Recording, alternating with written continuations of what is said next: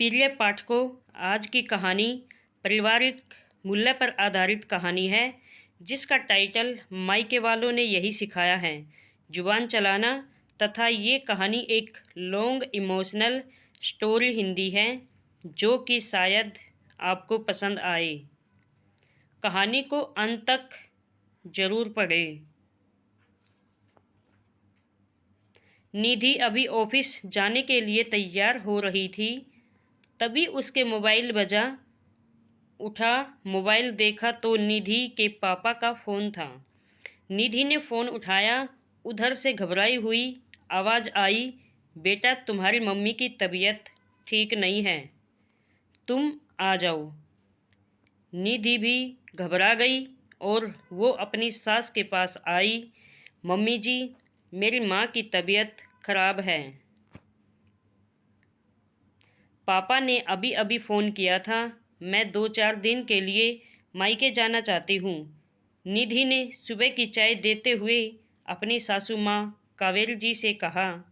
राहुल से पूछ लिया? क्या कहा उसने? कावेरी जी ने पूछा।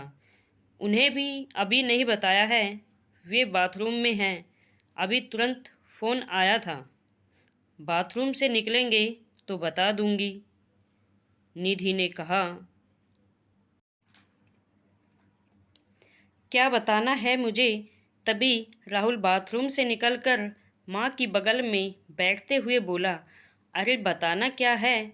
वही मायके जाने का। माँ की तबीयत खराब है। कावेरी जी हाथ हिलाकर बोली, नहीं नहीं, बहाना नहीं, मम्मी की तबीयत सच में खराब है। पापा ने फ़ोन किया है, निधि झट से बोली।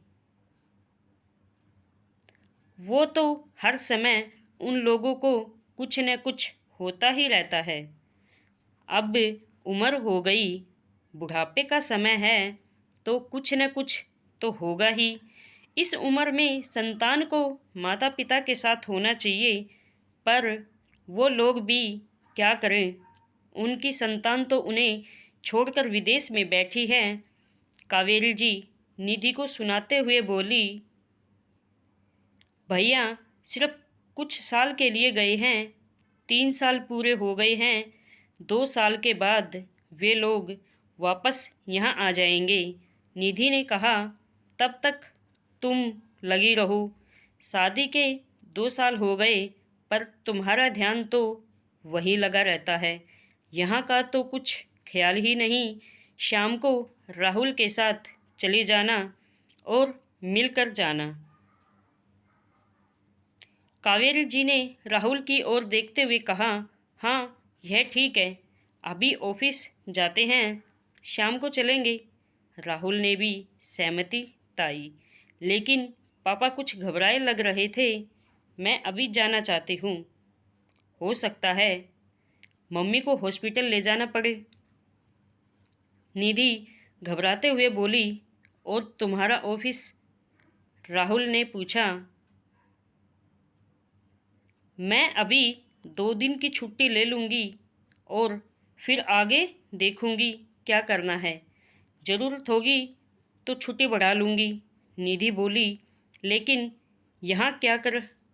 मेरे घुटने का दर्द बढ़ा हुआ है, मेरी तबीयत भी कुछ ठीक नहीं लग रही है। कावेरी जी झट से बोली, आपको परेशान होने की कोई ज़रूरत नहीं है। काम वाली और खाना बनाने वाली दोनों अभी आती होंगी, मैं उन्हें अच्छे से समझा दूंगी, आपको परेशानी नहीं होगी। वो लोग सब कुछ अच्छे करके आपको भी देख लेंगी, आपको कोई काम नहीं करना पड़ेगा। वो सब तो ठीक है, पर रहने की कोई ज़रूरत नहीं है, देखकर आ जाना, रुक मत जाना, कावेरी जी ने जोर से बोला। अभी तो मैं गई भी नहीं हूँ, पहले जाकर देखूँ तो कैसी तबीयत है। तबीयत खराब होगी तभी रहूँगी, आप इतना परेशान क्यों हो रही हैं? निधि को भी गुस्सा आ गया, वह भी ज़ोर से बोली। एक तो वो परेशान थी माँ की तबीयत को लेकर, और यहाँ इतनी बस। निधि यह क्या तरीका है माँ से बात करने का? राहुल बोला, मैंने ऐसा क्या कहा? निधि ने पूछा, अरे इसे कुछ मत कहो, ये नहीं समझेगी। अपने मायके वालों के आगे इसे कुछ दिखता ही नहीं। कावेरी जी ने ताना मारा, मम्मी जी आप भी तो माँ हैं, आपको कुछ होता है तो क्या हम आपको छोड़ देते हैं? निधि ने गुस्से में कहा, आपकी अच्छी तरह देखभाल करती हूँ ना, फिर अपनी माँ को क्यों छोड़ दूँ? निधि राहुल गुस्से से बोला, ऐसा क्यों बोल रही हो? ये मेरी माँ है, इसका सदा सम्मान करो। आज मैं भी जो भी हूँ माँ की बदौलत ही हूँ।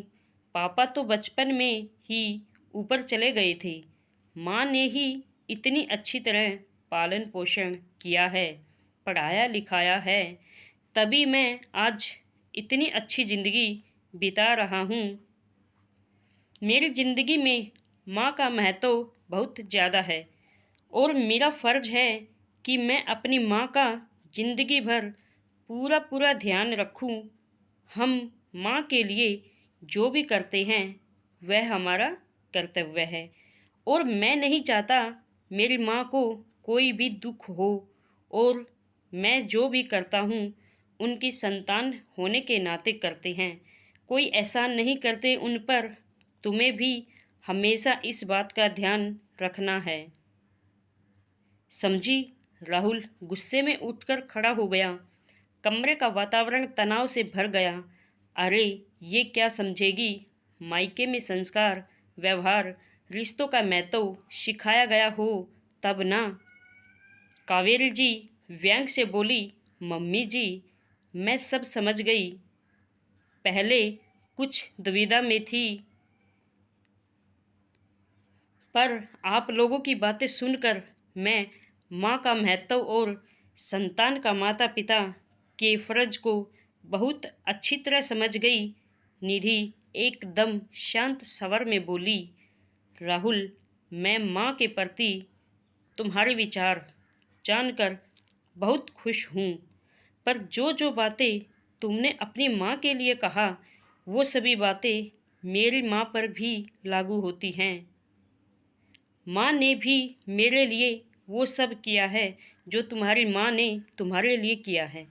तुम्हारे मन में तुम्हारी माँ के प्रति जो भाव है, मेरे मन में मेरी माँ के प्रति वही भाव हैं।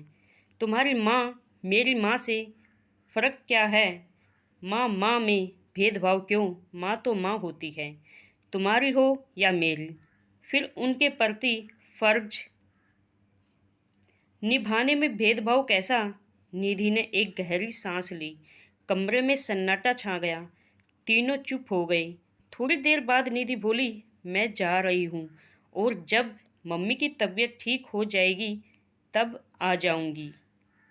आप लोग अपना ध्यान रखिएगा। कहते हुए वह कमरे से बाहर जाने लगी। रुको निधि, मैं भी तुम्हारे साथ चलता हूँ, राहुल ने कहते हुए कहा। माँ की ओर देखा। माँ ने भी सिर हिलाकर अपनी स्वीकृति प्रदान कर दी। कमरे का तनाव खत्म हो गया था। निधि राहुल के पीछे गया और निधि से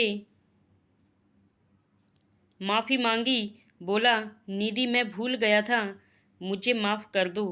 निधि ने मुस्कुरा दिया। बोली, राहुल माँ माँ होती है, क्या मेरी क्या तुम्हारी? राहुल बोला, हाँ तुमने सही कहा, चलो जल्दी चलते हैं वरना फिर पापा का फ़ोन आ जाएगा। निधि मुस्कुरा दी और दोनों चले गए। दोस्तों ऐसी ही Hindi story, moral Hindi story, short Hindi story, emotional Hindi story, best Hindi story, पारिवारिक हिंदी स्टोरी देखने के लिए आप मेरे यूट्यूब चैनल मेरी कहानियों को भी सब्सक्राइब कर लें। Thank you.